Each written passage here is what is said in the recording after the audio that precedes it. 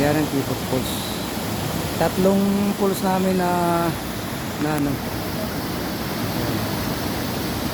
Tatay.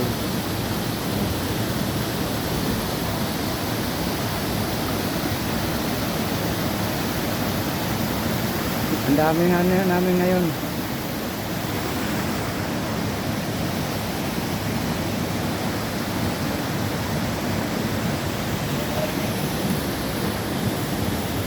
Ang saya-saya, grabe. Super ang saya namin. Narating namin yung Kibot Falls. Ayan o, yung bukal yan, galing sa taas yan. Malakas ang bukal.